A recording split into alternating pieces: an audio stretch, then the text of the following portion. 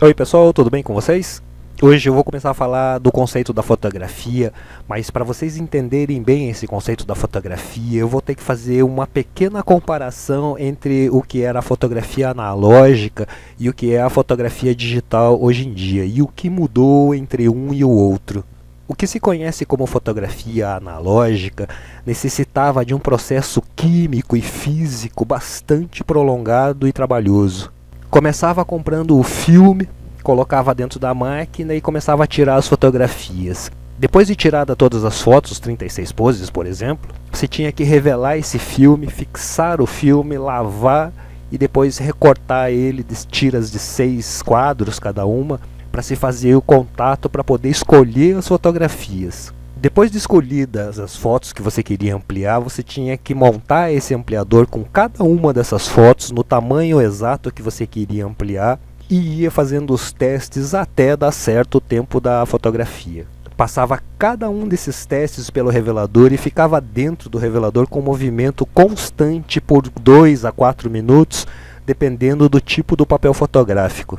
E só trocava esse negativo para fazer a próxima foto quando essa primeira estivesse pronta e satisfatória.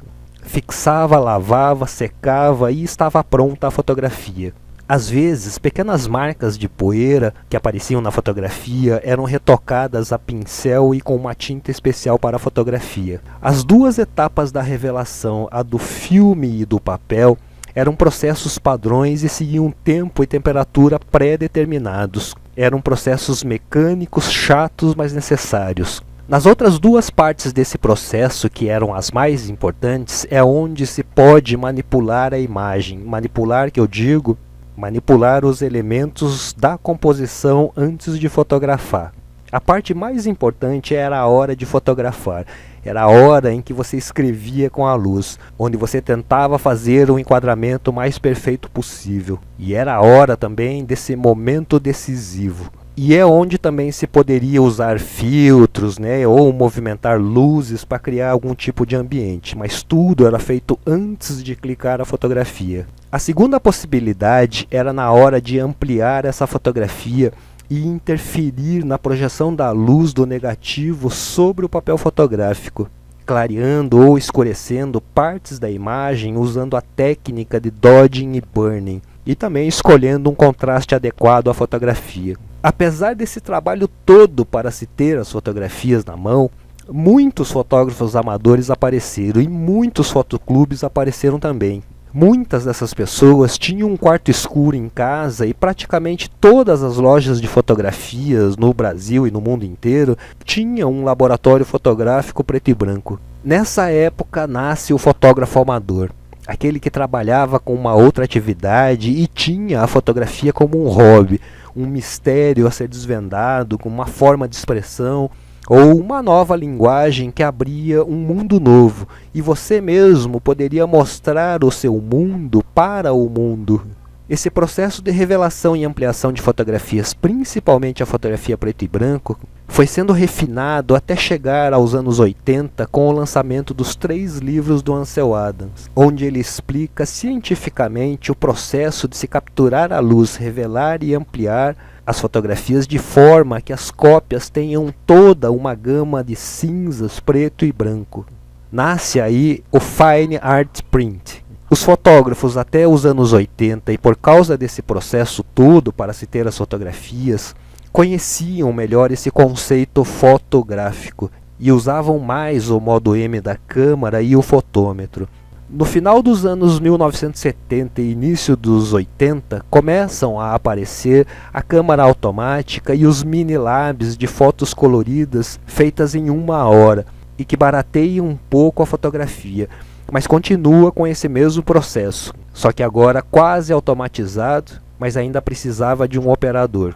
O mundo da fotografia analógica atinge o seu pico no final dos anos 80, no início dos anos 90. Quando o mundo virou digital, todo esse processo fotossensível sumiu.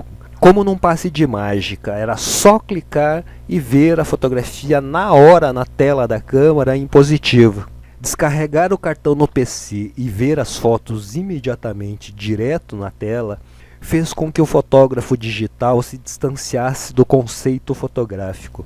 Agora o resultado, a foto, está praticamente pronta. Só falta o que se chama hoje em dia de edição no Photoshop. Uma das diferenças no analógico é que os filtros entravam na frente da lente, interferindo na luz antes de fotografar. Agora, no digital, a interferência maior é depois que se fotografa. Hoje em dia, ninguém mais vive sem o Photoshop ou os filtros do Instagram.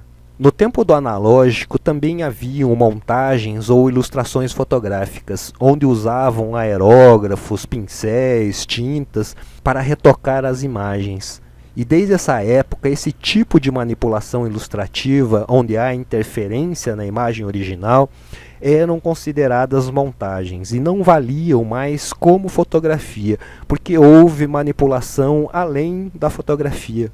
Esse processo de montagens ou aerografias eram processos difíceis, especializados e demorados.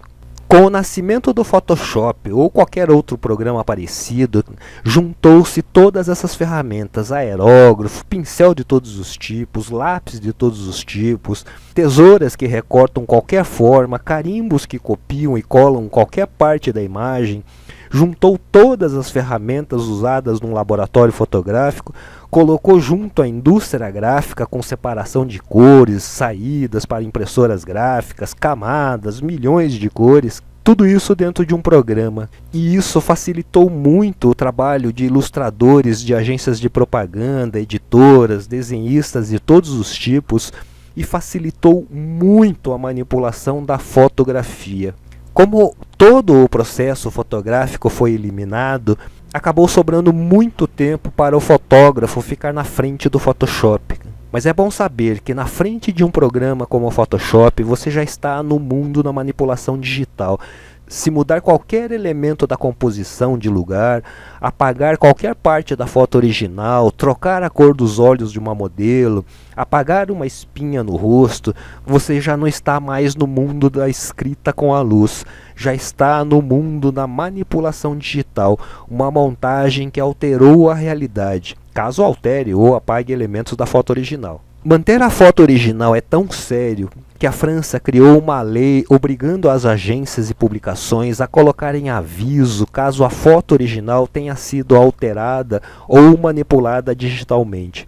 Essa otimização da realidade, que ficou mais exacerbada no mundo digital, fez com que as pessoas seguissem modelos irreais, uma imagem igual a uma fotografia, mas com uma modelo onde até as pernas foram alongadas, com a pele e corpo delineados digitalmente, maquiagem e penteadas feitas digitalmente.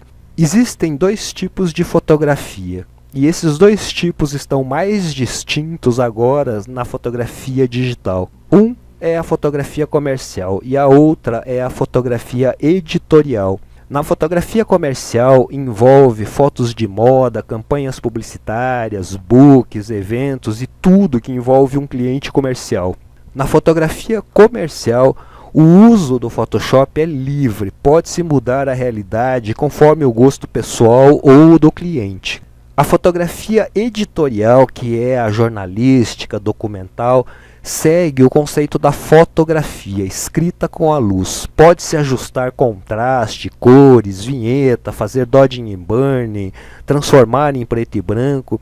Só é obrigatório manter a realidade fotografada. E manter a realidade fotografada significa não apagar nem copiar uma outra coisa dentro dessa imagem que não existia antes. Segue-se a filosofia do fotógrafo amador, de enquadrar cada foto com cuidado para ficar o mais perfeito possível, dentro do retângulo do limite da fotografia, que é o limite do seu visor. Mesmo num smartphone, usar a área visível como se fosse uma tela de pintura, onde você vai desenhar a sua foto, se expressar, escrever com a luz. No vídeo de hoje, vimos que houve uma mudança drástica na fotografia, de um processo trabalhoso, custoso e demorado, para um processo instantâneo e sem trabalho algum, sem custo. O custo ficou só na cópia.